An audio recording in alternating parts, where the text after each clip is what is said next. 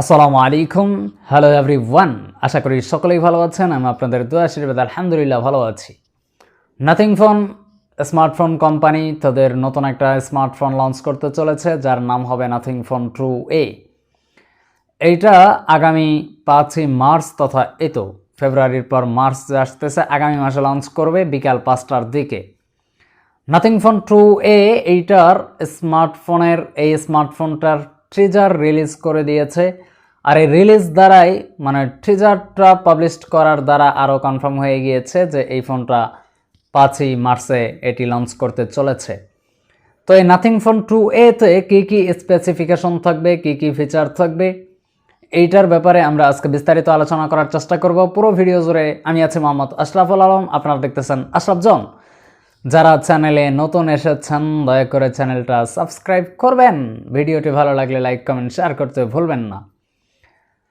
তবে বিশেষ একটা কথা হচ্ছে, নাথিং ফোন 1 এবং নাথিং ফোন ট্রু এই দুইটা স্মার্টফোনের তুলনায় নাথিং ফোন ট্রু এ আপকামিং এই স্মার্টফোনটা এই দুইটা স্মার্টফোনের তুলনায় সস্তা হতে পারে।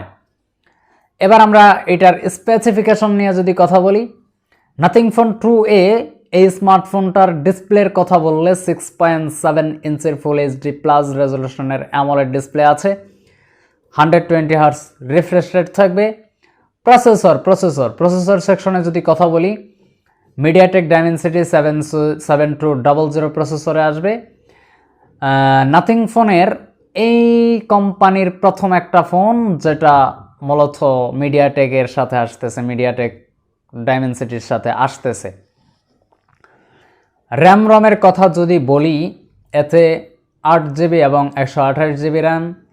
দ্বিতীয় যে ভ্যারিয়েন্ট সেটা হচ্ছে 12GB 256GB স্টোরেজ। ক্যামেরা, এতে 50 মেগাপিক্সেলের স্যামসাং আইএসও S5K JKGN9 মডেলের একটা প্রাইমারি সেন্সর থাকবে।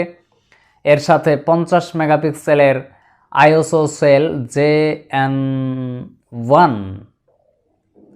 এই মডেলের একটা 50 মেগাপিক্সেলের একটা আলট্রাওয়াইড শুটার থাকবে। 32 মেগাপিক্সেলের সনি IMX615 সেন্সর থাকবে। Operating system nothing OS 2.5 Android 14 এর সাথে এটি রান করবে। 4200 mAh এর 4290 mAh এর একটা ব্যাটারি থাকবে। 45 ওয়াটের একটা ফাস্ট চার্জার থাকবে। আজকের ভিডিওটা কেমন লাগছে? যদি ভালো লেগেই থাকে একটা লাইক দিবেন, কমেন্টস করতে ভুলবেন না, আপনার মতামত জানতে চাই। দেখা হবে আবারও আশরাফ জনের ব্র্যান্ড নিউ কোনো নতুন ভিডিওতে, আরও ইন্টারেস্টিং নতুন ভিডিওতে। এ পর্যন্ত সকলেই ভালো থাকবেন, সুস্থ থাকবেন। ধন্যবাদ সবাইকে। আল্লাহ হাফেজ।